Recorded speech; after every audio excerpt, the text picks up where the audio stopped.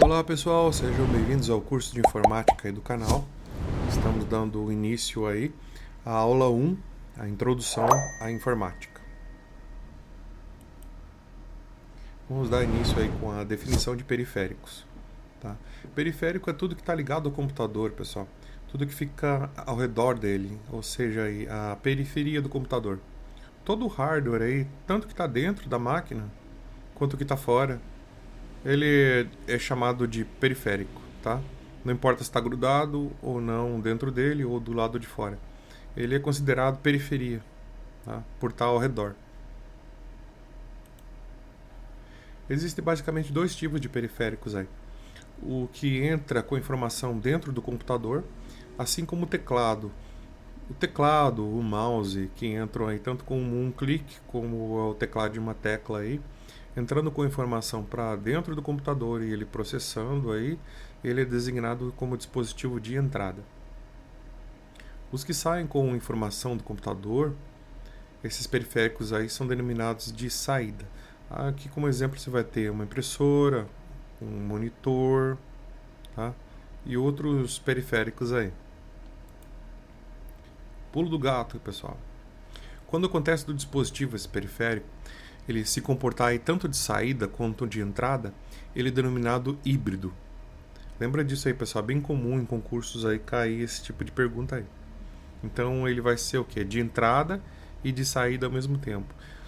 Acontecendo isso, quando ele perguntar, esse dispositivo é de saída? É. Esse dispositivo de entrada? Também é. Ele é híbrido. Aqui tem os exemplos para vocês. Ó. O pendrive é um bom exemplo de dispositivo híbrido. Ele pode levar informações já gravadas nele para dentro do computador e também registrar essas informações. Você vai lá, grava os dados, tira o pendrive, leva para outro lugar, coloca de volta, é um leva e traz. Então ele sempre vai ser caracterizado como de entrada e de saída. Outro exemplo de híbrido é o monitor de toque, de touchscreen, sensível ao toque. Nele você vai injetar uma informação, teclando ali, e ele vai ter uma saída para dentro do computador, no armazenamento, no processamento, ou na tela, ou simplesmente processando algo. Aí ele também vai gerar essa informação para você na tela aqui, por isso que ele pode mostrar essa informação, então ele é considerado um dispositivo híbrido.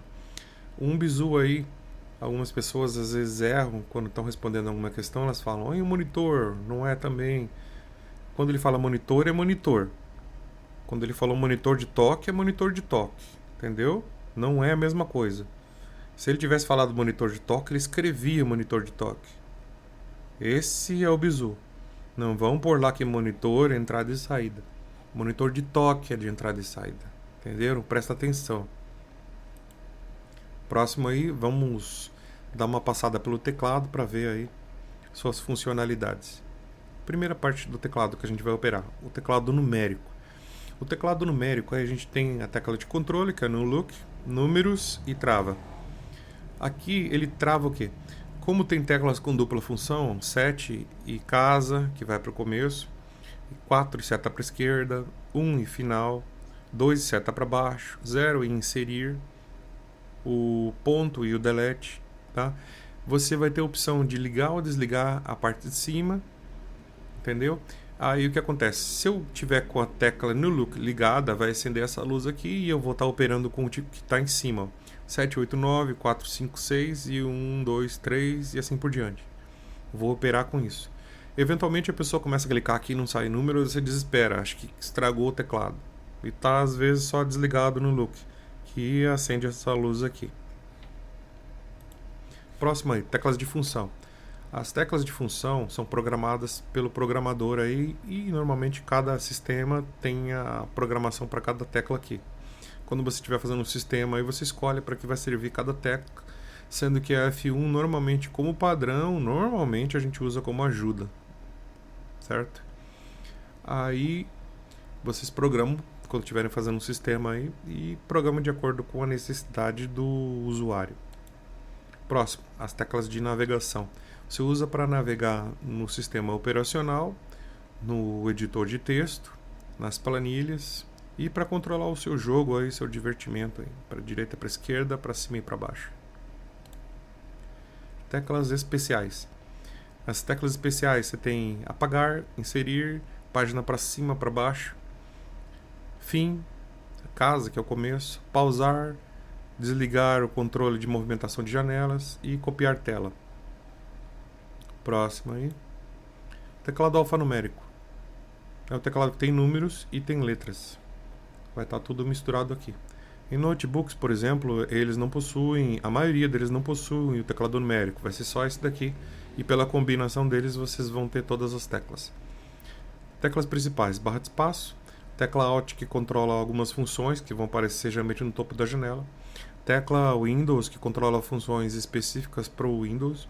Tecla de controle, funções aí de controle, atalhos. Tem tanto do lado esquerdo como direito, o Alt também. A tecla Shift aqui, quando você segura ela e deixa apertada e aperta alguma tecla, ela vai sair em maiúsculo a letra. Aí você solta, volta ao normal. Segura, aperta, sai em maiúsculo. É antigamente como se fosse o controle do carro da máquina de escrever. A tecla Caps Lock, ela trava isso aqui e deixa tudo em maiúsculo. Quando você pressiona, ela vai acender esta tecla aqui. Aí vai ficar tudo em maiúsculo. Apertou, ele apaga a luz e fica tudo em minúsculo. A parte de maiúsculo é utilizada essa daqui, ó, tipo menor, maior, interrogação. Para tirar o que está em cima, segura o Shift, sai os acentos, solta o Shift, sai os números. Tá? Bem simples aí. Aqui temos a tecla Enter, que é a mesma tecla Enter do lado direito aqui. Backspace, que apaga para a esquerda. Tá? E prosseguindo aí. Aqui nós temos o mousepad e o mouse. Mouse, primeiro, que a gente vai estar usando o botão esquerdo para selecionar como se fosse um Enter. Botão direito para opções. Se é mouse gamer, tem mais dois botões que é programáveis aqui. Você normalmente escolhe o que você quer. Se você é destro, esse é o padrão. Se você é canhoto, você manda inverter botões no Windows. Vai fazer a mesma coisa. Tem essa rodinha aqui, Screw é o nome. Tá? Você roda ela para baixo, para cima, para mover a janela do Windows para cima ou para baixo. Aqui onde você passa o mouse para ter maior aderência. Impressora simples, nos primeiros hardwares aí. Ela é uma impressora jato de tinta colorida, cartucho preto e cartucho tricolor.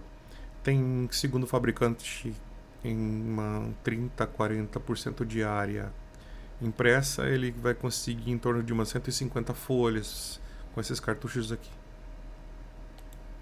Próxima aí, uma impressora multifuncional, impressão a jato de tinta, já colorida também, cartucho tricolor, cartucho preto. Eventualmente, às vezes, uma impressora dessa pode ter um pouco mais de tinta que aquele modelo lá. Você tem que olhar nos ml, mas é pouca coisa.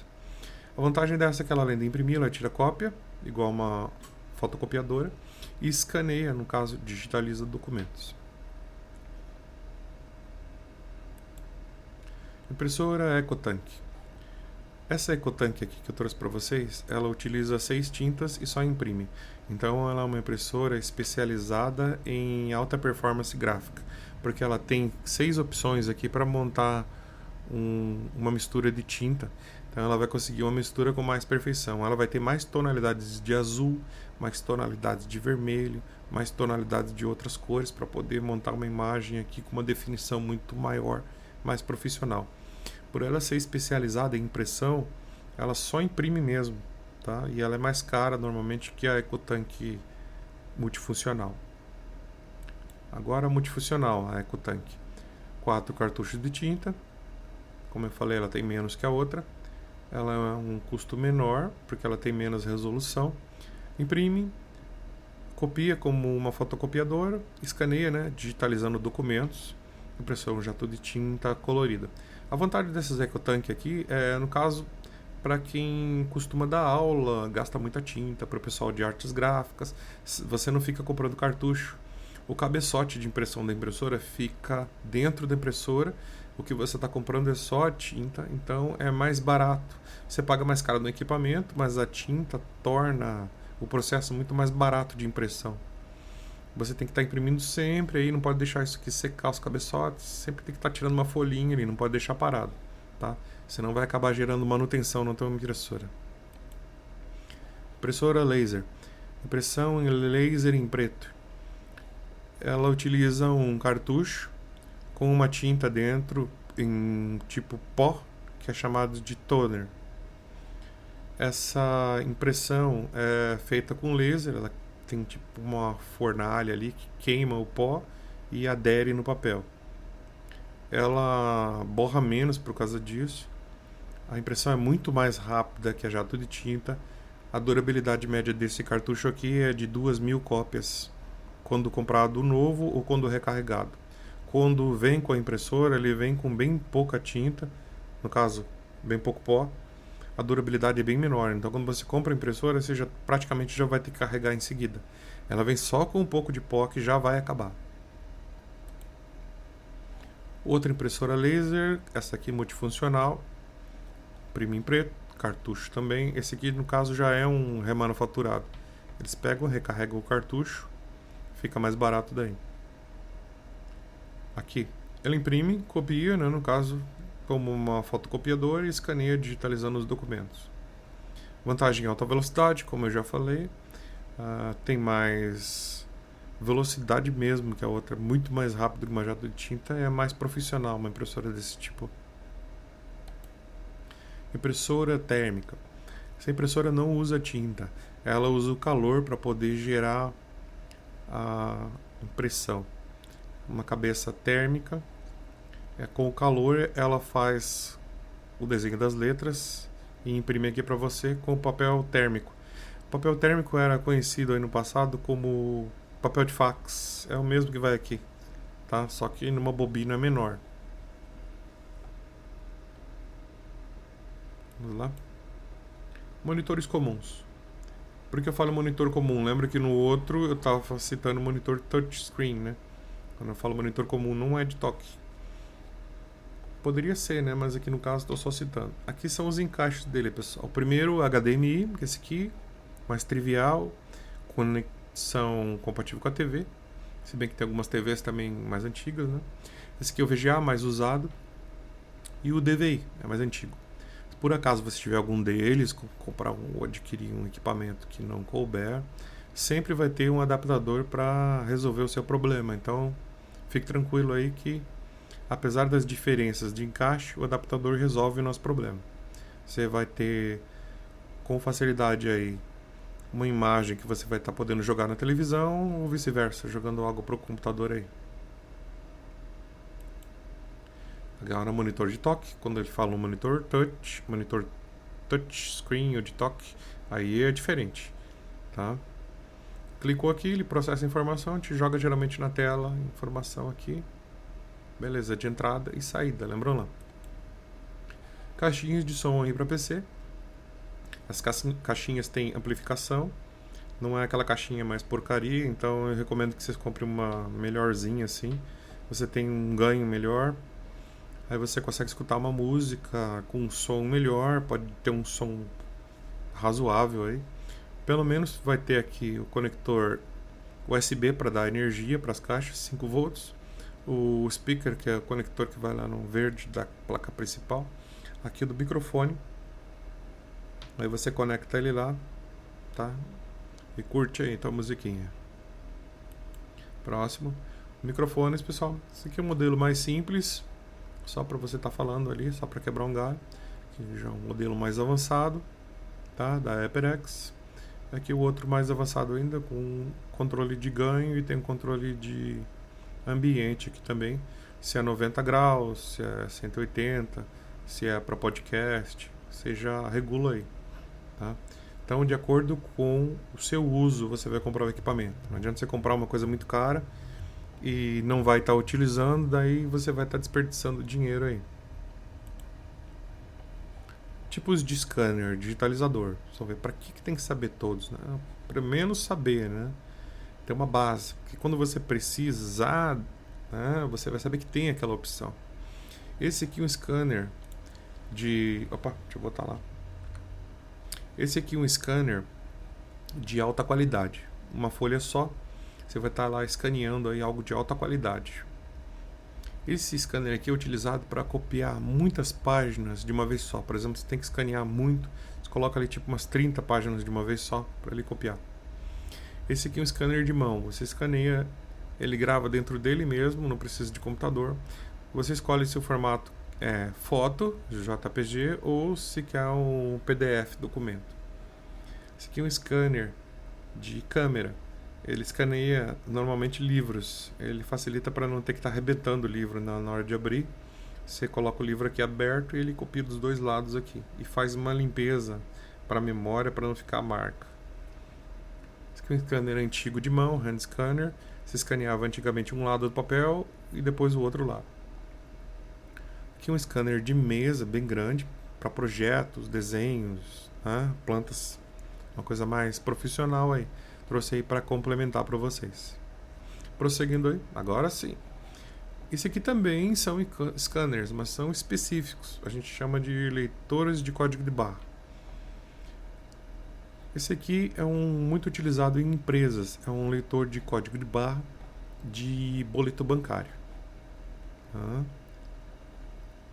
Esse aqui já é um leitor de mercado. Ele tem um jogo de espelhos aqui para poder estar lendo o código da mercadoria em vários ângulos diferentes, segurando na sua mão. Esse código aqui, esse leitor de código, ele pode ler colocado na haste, você trava e ele fica sempre ligado. Vai funcionar tipo como esse, só que daí você passa em um ângulo só aqui o produto, sempre no mesmo ângulo, certo? Vai escaneando o produto. Também pode tirar daqui e escanear apertando o botão. Esse scanner aqui você vai achar uma variação muito maior. Você vai achar scanners desse que consegue ler código bancário, boleto, o QR Code normal e o código de barra também, tá? Uma variação maior desse, só que daí o preço também aumenta. Você compra ali por uns R$100 e poucos, um que lê código de barra simples. Para ler QR Code já vai quase 200 e para ler o de banco já vai aumentando mais ainda. E quanto mais capacidade, mais caro é. Tá? Aqui a mesa digitalizadora para PC. Aqui o modelo simples. Você faz o desenho ou faz os cálculos matemáticos aqui, ele joga na tela do PC para você dar aula ou dar aula de desenho, matemática ou explicação na tela do computador. Vai sair tudo na tela. Aqui já é mais caro, o sistema mais avançado ele já faz aqui mesmo. Aqui é o próprio computador, você já desenha aqui mesmo, certo? A diferença é que aqui está em torno de... Começa com R$200 e esse aqui já começa com mais de R$2.000 para cima. Aí dá uma diferença grande de preço. Gabinete. Gabinete é onde você coloca e instala a placa-mãe, a fonte de alimentação, o processador. O computador fica em si aqui dentro. Tá? Não vou confundir computador com CPU. CPU é aquela peça lá, é o processador do computador. Vai aqui dentro. Tá?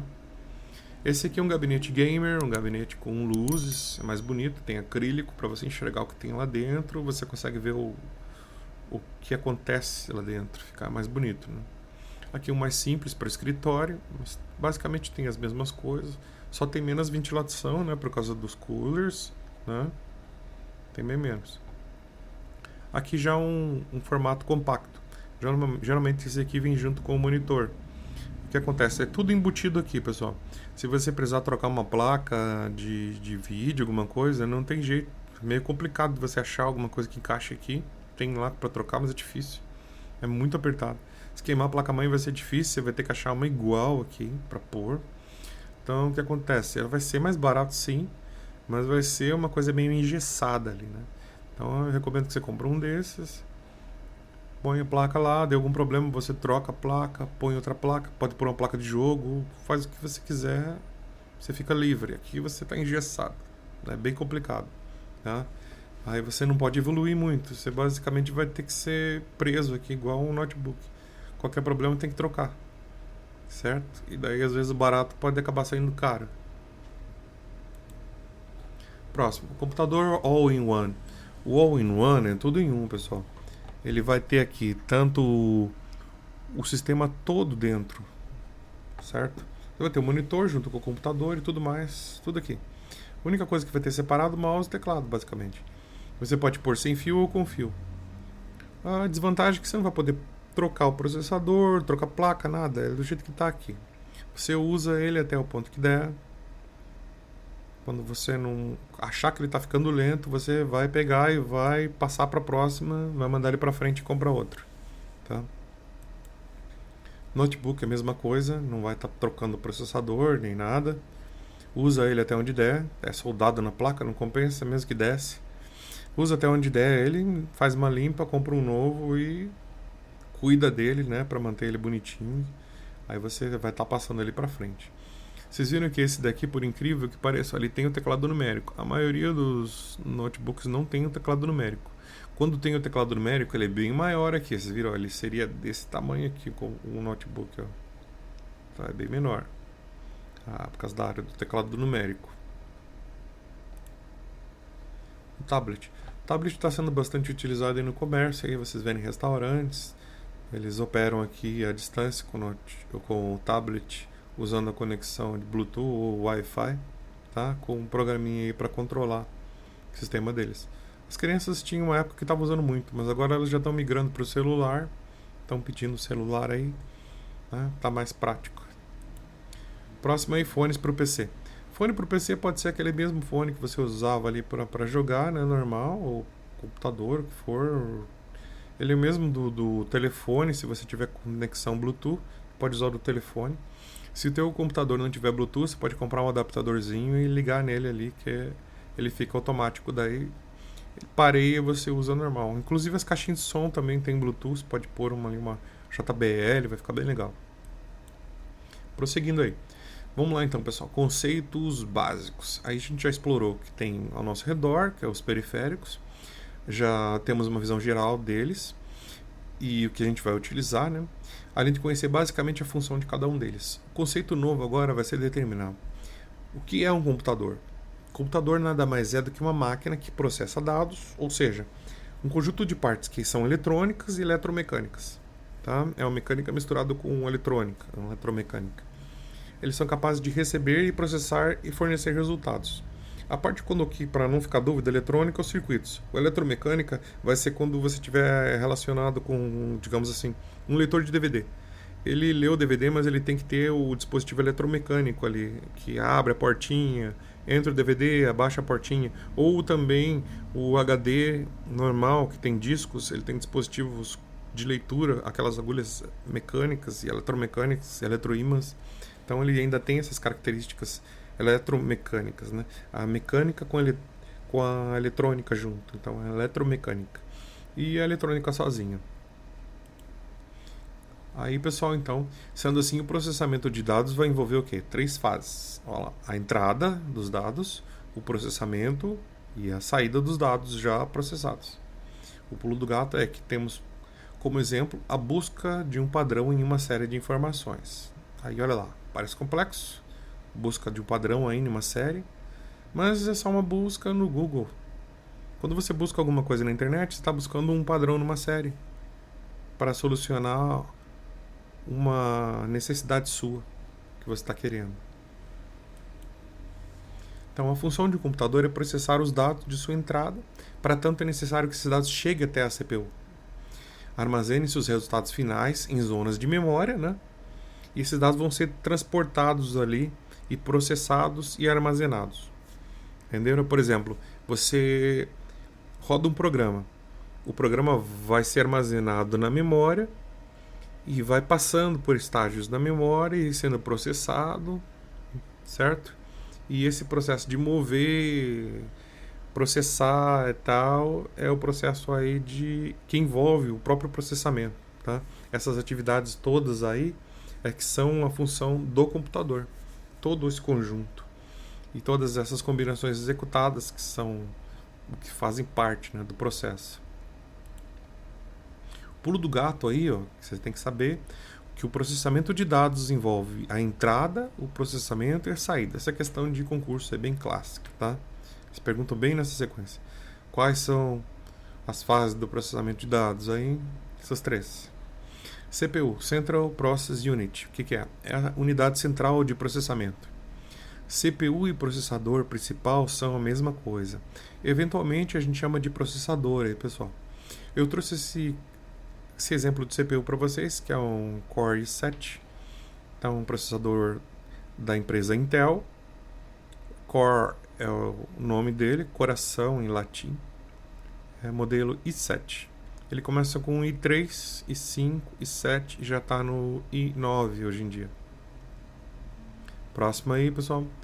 Temos aqui então essa CPU, num exemplo didático aí, visual, para vocês terem uma memorização melhor, a CPU sendo encaixada na placa-mãe. Normalmente ela tem uma entrada ali que não tem como você colocar errado. Tem uns pinaches ali que encaixam certinho. Depois que você encaixa ela e fecha, você coloca um cooler, que é um resfriador, uma parte metálica ali de alumínio, com um ventilador em cima, que a gente chama o dispositivo todo de cooler, né? Para reduzir a temperatura, já que aquece demais devido ao processamento em alta velocidade que o computador tem. Próximo aí, é a unidade de controle, ela fica dentro do processador. A UC é responsável por gerenciar a entrada e a saída dos dados do processador, além de definir a ordem e o tempo das instruções. Próximo aí é a LU, ou ULA, Unidade Lógica e Aritmética. A LU em inglês, né? Arithmetic Logic Unit. É um circuito digital que realiza operações lógicas e matemáticas, tais como soma, subtração, divisão, determinando também se o número é positivo ou negativo ou se é zero. Essa unidade lógica fica dentro da CPU, tá? Dentro do processador é que fica isso. Antigamente ficava do lado de fora, num circuito separado, mas agora é dentro dele para agilizar a velocidade. Registradores. Registradores são usados no armazenamento temporário de dados, endereços e instruções e no armazenamento do resultado de execuções das instruções. Ele é uma memória de alta velocidade, pessoal. Quando vai processar algo, ele joga para dentro de um registrador, armazena a instrução ali e processa numa velocidade muito superior a qualquer outra memória, tá? A GPU, Graphics Processing Unit. A GPU, Unidade de Processamento Gráfico, é conhecida também como VPU, ou Unidade de Processamento Visual. É um tipo de microprocessador que ele é especializado em processar gráficos em computadores pessoais, estações de trabalho, videogames aí, pessoal. Aqui alguns exemplos, eu trouxe um da NVIDIA para vocês verem, um encapsulamento dele. E aqui é onde é usado. Um dos locais onde você vai ter uma GPU é numa placa-mãe onboard. Por que onboard? Ela é chamada de onboard quando ela já vem com algumas peças embutidas na placa-mãe. Por exemplo, aqui você vê que está uma VGA, um encaixe VGA, Video Graphics aí. Então, perto da VGA, provavelmente esse aqui, que eu não consigo ver porque está muito pequeno, né? É o processador gráfico dela. Geralmente o processador gráfico fica perto, a GPU, né, fica perto do conector de vídeo. Aqui nós temos um PlayStation 5 que também tem uma GPU. E aqui uma placa de vídeo que tem uma GPU nela, né? Então aí vocês têm 3 exemplos de equipamentos que tem GPUs aí, utilizando. Também é comum você, não sei se já ouviram falar, ringue de mineração aí para minerar bitcoins.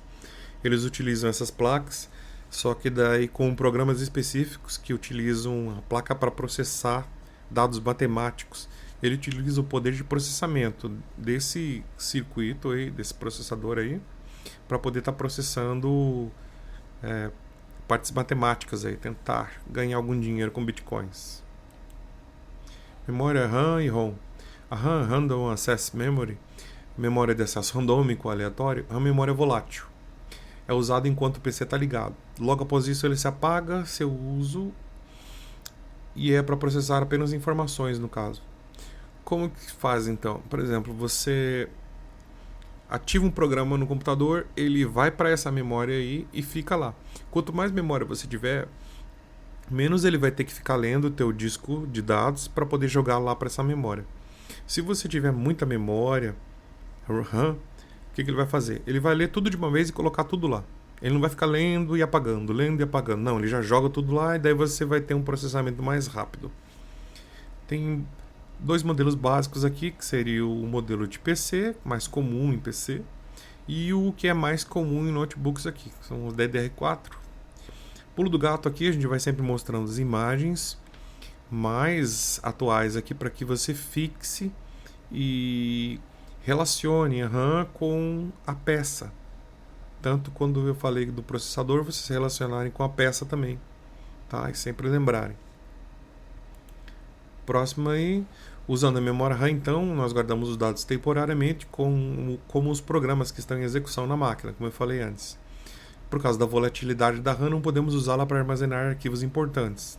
Você sabe, então, que acontece que toda vez que você desliga o computador, ele apaga essa memória. Então, você não pode guardar nada lá para sempre. É só enquanto está ligado o computador, ele fica usando para processar a informação, certo? Como ele precisa processar a informação rápido, ele não processa direto do HD, ele joga lá nessa memória, que ela é muito mais rápida, lê essa memória e daí processa lendo dessa memória. Se você tiver muita memória, ele não fica tendo que pegar um pedacinho, apagar lá, depois pegar outro pedacinho, apagar. Ele joga tudo de uma vez, fica tudo lá e ele trabalha com o que está lá. Memória RAM e ROM, continuando, agora da ROM. Read Only Memory. Memória somente para leitura. Esse aqui é a ROM, a peça. Aqui fica armazenado um programa aí que a gente já vai ver aí, que é o BIOS. Tá? Pulo do gato, lembrando aí que, mostrando as imagens, você vai estar fixando melhor o conceito. ROM é essa peça aqui. Memória ROM, já sabe, ó, tem esse encapsulamento quadrado, esse aqui é os mais comuns. Tá? O ROM, então. Dentro da ROM nós temos o BIOS, Basic Input e Output System, sistema básico de entrada e saída. É um programa de computador que está pré-gravado na memória permanente aí, que é o firmware. Quando você grava um programa no circuito integrado aí, é o firmware, tá? Que a gente chama. Fica gravado dentro daquela peça lá, a ROM. Ele é executado pelo computador quando o computador é ligado. Então ele é responsável daí pelo suporte básico de acesso ao hardware, bem como para inicializar a carga do sistema operacional. Na ROM ainda tem o setup e o post, que nós vamos ver em detalhes mais tarde. O que fica então nessa ROM aí? Quando você liga o computador, antigamente era pior ainda. Você tinha que informar para a ROM, quando gravava o computador, ele estava formatando ele, qual era o processador, quanto de espaço em disco você tinha e quanto de memória RAM você tinha. E todos esses dados aí você informava para a ROM e gravava isso. A informação se mantinha gravada por uma bateria, certo? Porque mesmo que você desligasse o computador, essa memória ROM não é gravável, ela é programável. Ali no caso, você seleciona umas opções, né? E o que mantém ela sem apagar é a bateria, tá? Tem um programinha gravado lá dentro, certo? Mas você não fica alterando ele a todo instante, tá? Tem um jeito de alterar, né? De fábrica você altera, né? Mas a gente fala que ele é somente pela leitura porque você não fica alterando ele. Você só escolhe opções que tem nele, que são velocidade do disco, o processador e tudo mais. Hoje em dia, a maior parte dessas opções são feitas automaticamente pelo computador. Ele mesmo detecta a capacidade do disco, detecta qual computador você tem, o processador no caso, quanto de memória, os dispositivos que você tem. Ele localiza tudo automático. Praticamente em 99% dos casos ele já faz isso automaticamente, tá? Então hoje em dia é muito mais prático que no passado. Pulo do gato aí. Se quando você liga o computador sem internet a data aparece totalmente errada e o horário também, talvez seja necessário trocar a bateria da sua placa principal. Lembra que eu falei lá? É a bateria que armazena os dados selecionados lá no programa BIOS e também é lá que mantém a hora e a data atualizadas. Quando você desliga o computador, ele continua rodando um programinha de relógio lá dentro desse circuito, tá? Essa bateria você encontra em qualquer mercadinho aí. Se você for tentar trocar, tenha calma e faça isso se você já tem a habilidade necessária, relembrando que sempre tem que estar tirando o aparelho da tomada antes de mexer, tá? Não coloca com nada na tomada. Prosseguindo, hardware. O que é o hardware aí? Hardware é a parte física do computador, aquilo que você pode tocar. O nome é hardware. É comum você ver um filme aí, você tá lá e olha uma placa numa loja, está escrito hardware. Hardware representa ferramentas, entenderam? Tudo que é o ferramental do computador, certo? Não se costuma falar a palavra ferramentas em informática, mas em inglês hardware é ferramenta, certo? São suas ferramentas. Mouse, teclado, não é nosso costume falar isso, então Para nós aqui da informática, você fala periféricos, né? Mas é o teu ferramental aí, para você saber, né? Relacione a palavra hardware, então, a toda aquela lojinha que você vê no filme lá que vende serrote, martelo, enxada, tá? Material de construção, é o hardware lá. Relaciona com isso, você fica com mais uma palavra aí para aumentar o teu vocabulário de inglês aí. Relembrando aí, não precisa você falar certo, nem nada. Vai começando aos poucos, pessoal, se você quiser aprender inglês, tá? Então, o que você toca é o hardware. Tudo que a gente falou, então, a impressora, o teclado, o mouse e até o que tem dentro do computador. Tudo que você tocar é hardware. O que você não pode tocar ali é o software. É o que está gravado, é a informação. Você não pode tocar a informação. Você vai falar, mas eu imprimi ela. Não, você não tocou a informação. Você tocou o papel. Entendeu? Não é a mesma coisa. O que é o software, então? São conjunto de instruções, tá? Essas instruções são pré-programadas aí, que são necessárias para transformar os dados em informações aí, certo? Ele pode ser definido como parte lógica do computador. O que é o software? São programas. E programas são conjuntos de instruções que descrevem uma tarefa a ser realizada pelo computador. Software também são os documentos de texto. Software são os arquivos de planilha. São suas fotos. Software são seus vídeos. Software são seus jogos. Tudo que fica gravado dentro do computador é teu software, tá? Tudo é teu software ali. Agora, nós vamos ter uma definição específica de cada um deles mais para frente. Inclusive, o próprio vírus, ele é um software e na caracterização ele é um programa, tá? O software fica ali na caracterização programa que realiza essa tarefa aí, tarefa do mal, né? Mas é um programa. Então, o bizu da coisa. Tudo é software que está dentro do computador gravado. Tudo é software. Aí vai ter variações. Arquivos de vídeo, arquivos de planilha, arquivos de documento, arquivos de foto, os programas que são aqueles que têm as instruções para fazer alguma coisa e outros que a gente vai ver aí mais. Nós vamos caracterizar todos eles aí, tá? Mais para frente. Mas a princípio o que você precisa saber agora é que tudo que está no computador, lá na parte lógica, é um software. O nome já facilita aí, né? Software, tá? Exemplos de software aí, ó. O pacote Office com vários programas dentro. O nosso Photoshop, o Windows, o Google e o WinRAR, que é um compactador e descompactador de arquivos. Pulo do gato aí, ó. Hardware é o que você chuta. Software é o que você xinga. Sabedoria nerd. Peopleware. O que é Peopleware? É a parte humana do sistema. Isso acontece de cair em uma questão, às vezes de uma prova ali. O Peopleware, você não sabe o que é, né? É um termo novo. Então, é toda a parte humana do sistema. São os usuários, aqueles que usam a informática para o meio, a atividade fim. São os programadores, os digitadores, o pessoal que utiliza ali o computador para ter o fim na sua atividade ali, específica ali. Tá? Não é só aquele pessoal da informática, mas uma pessoa que utiliza a informática para qualquer fim ali, tem ela no meio, ele é o Peopleware. Vamos lá, bits e bytes. Toda informação inserida em um computador precisa ser entendida pela máquina, para que ela possa processar corretamente. O computador utiliza o sistema binário para armazenar esses dados. No sistema binário existe apenas dois estados, o 1 e o 0. E dessa forma, a menor unidade que pode ser armazenada é 0 ou 1, né? E esse nome que a gente dá para isso é bit. Qualquer um dos dois é bit, a menor unidade. Para representar um símbolo, caractere, a gente precisa de 8 bits. Aqui, por exemplo, a letra A na tabela, ó. Para representar a letra A, ó, 0, 1, 0, 0, 0, 0, 0, 1. Ó, 1, 2, 3, 4, 5, final deu 8 bits. Cada 8 bits equivale a 1 byte. Então, 1 byte é necessário para formar um caractere. Pulo do gato aí, ó.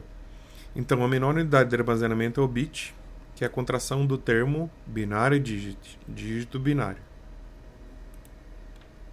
O que faço então quando tem muitas letras, símbolos para armazenar? Assim como o dinheiro, a gente precisa de unidades, né, com dezenas, centenas e milhares. Aqui você tem uma base, ó. 1 byte, 8 bits. 1 kilobyte, 1024 bytes. 1 megabyte, 1024 kbytes. Essas unidades aqui são para a gente poder mensurar o tanto de capacidade de armazenamento ou de processamento a gente tem, tá? Vamos a uma comparação prática. Aí no caso a gente tem uma memória RAM, uma DDR4, que é esse modelo de encaixe aqui, capacidade de 16 GB. Hipoteticamente ela pode armazenar quantos caracteres? Eu fiz o cálculo aqui, ó. O gato fala o bizu aqui antes. Ó, 16 GB vezes 1024, aí eu reduzo a base para megabytes, 16.384. Multiplico ele por 1024, reduzo para a unidade mais abaixo, kilobytes. Multiplico por 1024 de novo e reduzo para a última unidade, que é bytes, que dá 17 bilhões, 179 milhões, 869 mil e 184 bytes. Tá? Vai ficar mais fácil no outro exemplo. Esse aqui é o exemplo utilizando esse sistema que é da unidade internacional, do sistema internacional. Os fabricantes não usam esse sistema, eles usam um sistema mais fácil, tá? Então, esse aqui é um exemplo didático, é mais para concursos aí, treina bastante quem está em concurso. Aqui é o que o fabricante usa, que também eventualmente pode cair numa prova aí. As empresas e fabricantes de hardware costumam arredondar para 1000 unidade multiplicativa, e não 1024. O que acontece aí? Fica mais prático. Só que daí, na verdade, você está comprando um pouco gato por lebre. Um HD lá que tem tantos de potência, tem menos. Porque eles arredondam para baixo, não para cima. Dessa forma, então, 1 GB é 1 bilhão de vezes maior. E não 1 bilhão e pouco. É só 1 bilhão, eles arredondaram, tá? Então, quando você tem 16 GB, só 16 vezes 1 bilhão, você tem 16 bilhões de bytes. Aqui tem um bisurado para vocês, um pulo do gato. Resumão para facilitar as unidades mais usadas. Olha lá então.